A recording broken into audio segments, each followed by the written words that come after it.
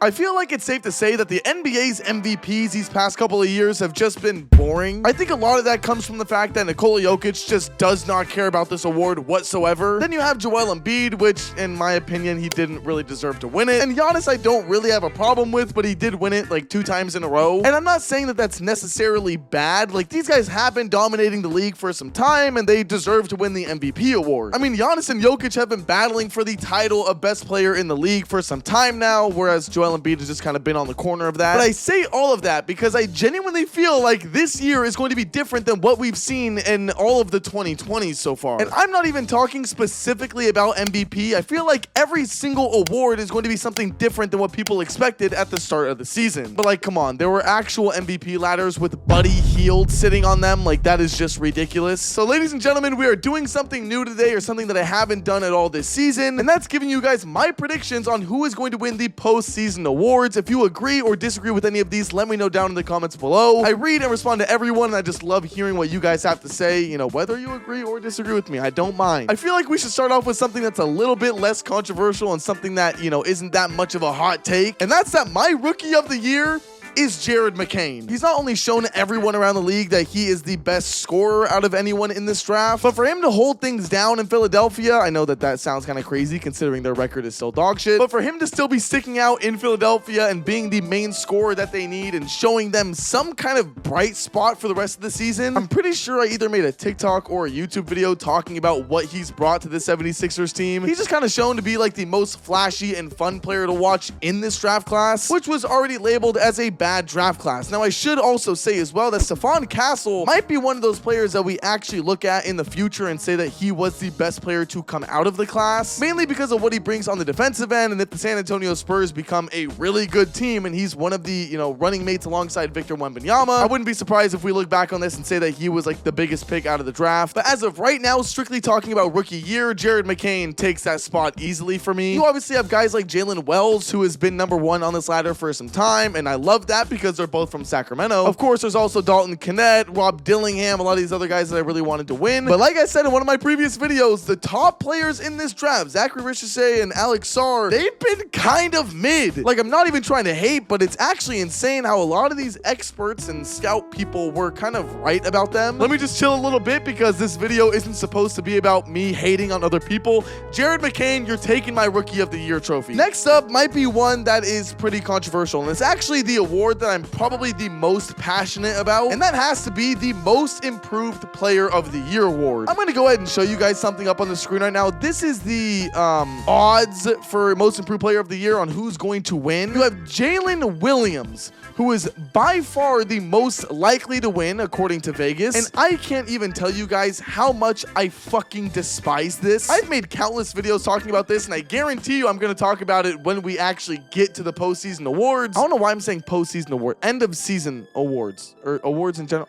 I don't know. There's this really big problem in the NBA where we just select players who are recently drafted and already bound to be really good in the league. And as soon as they have their breakout season, which is really just like a normal season on the really good trajectory that they're already on, we automatically deem them as the most improved player of the year for no reason. Like, they will already be averaging 20 fucking points and we will still label them as the most improved player of the year. It makes no sense. Like, how is a guy that was averaging 19 points, 4.5 assists, and 4 rebounds considered to be the most improved player of the year because he's now averaging 22 points, 5 assists, and 6 rebounds? And I'm not even trying to make this all about stats. I understand that the Oklahoma City Thunder are a good team, and Jalen Williams is an amazing player, but we knew he was really good last season.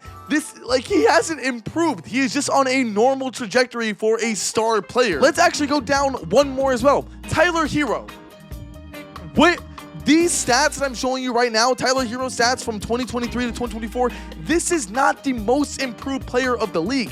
Jalen Johnson and Dyson Daniels, I can give it to you, okay? They weren't really expected players that a lot of people, you know, expected to be the best of all time. Jalen Johnson, a little bit. I will let those slide. Evan Mobley and RJ Barrett, kind of insane.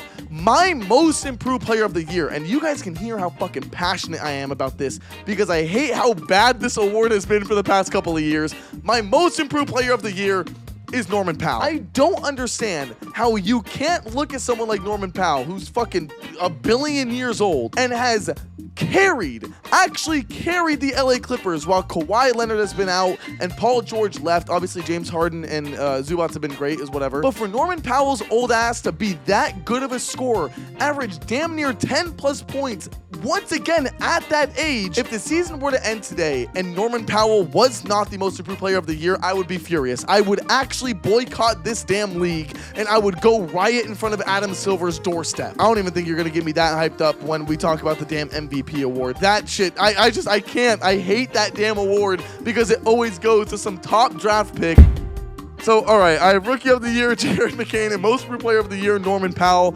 Next up, I'm going to talk about the Sixth Man of the Year, which, of course, should be Malik Monk, but he's already, in the starting lineup now for the Kings. Clearly, last year, that didn't really matter when Naz Reid won that shit. Anyways, I swear, I'm not salty about Malik Monk not winning Sixth Man of the Year. I really don't care. I don't care. I think this one is very simple. It should easily go to Peyton Pritchard. He's been absolutely ballistic for the Boston Celtics recently. I'm pretty sure Jaylen Brown posted something on his story where he was talking about how Peyton Pritchard has more threes made than Curry, and even though the numbers behind that are just so unbelievably skewed towards Peyton Pritchard, I guess it's true, at least at the time that he posted it. And the Boston Celtics are just that team this year, so I'm not even going to contest or try to pull someone out of my ass. Peyton Pritchard is the Sixth Man of the Year. I'm just going to get the Coach of the Year out of the way. This should go to Kenny Atkinson. If this doesn't go to him, then I don't know who the hell it would go to. The Cavaliers have been great, and it's not only just how good they have been or the players that they have this year, it's the way that their system is being ran, and a lot of that obviously stems from the coaching staff and Kenny Atkinson. So I don't think anyone is really contesting that either. And you know what? Because I'm going to save the MVP for last, we need to talk about the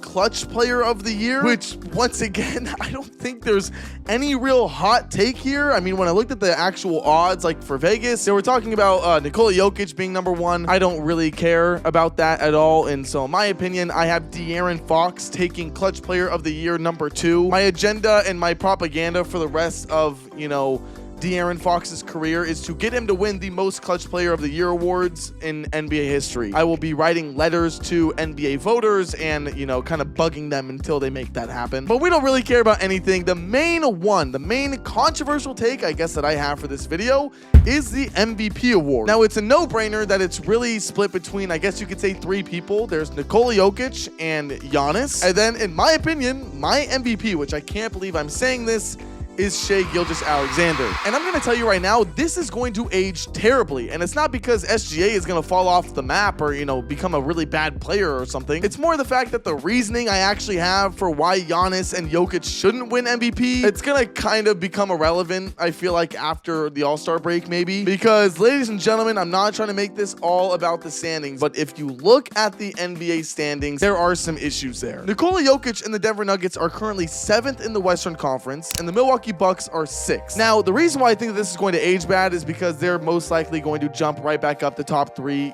soon. At least the Milwaukee Bucks are. They're starting to kind of get their shit together and really incorporate Dame in their system.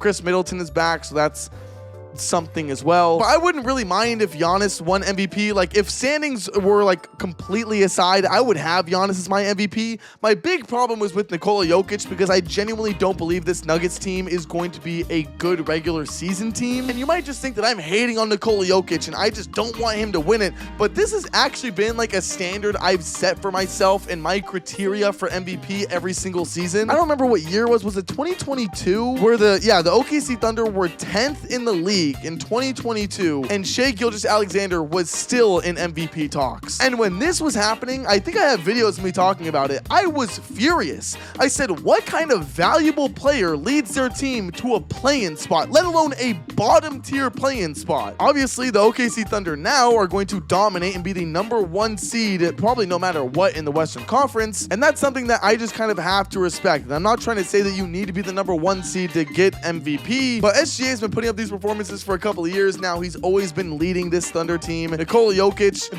they're just not a winning regular season team, and I think that that's where it matters most. Once again, I feel like Giannis, he is the highest point scorer right now in the league, I think, with like 32 points average per game. That's insane. They're going to be a winning team most likely in the matter of a couple of weeks or months or whatever it is. And if that happens, then yes, I do think Giannis should be MVP. But right now, I'm not really impressed with anyone that's not Shai Gilgeous-Alexander. You can't have a conversation that Donovan Mitchell should be in there because he's the big leader for the Cavaliers and they're having a crazy season. Or Jason Tatum because, you know, he's always really good every year, but he never gets the respect he deserves.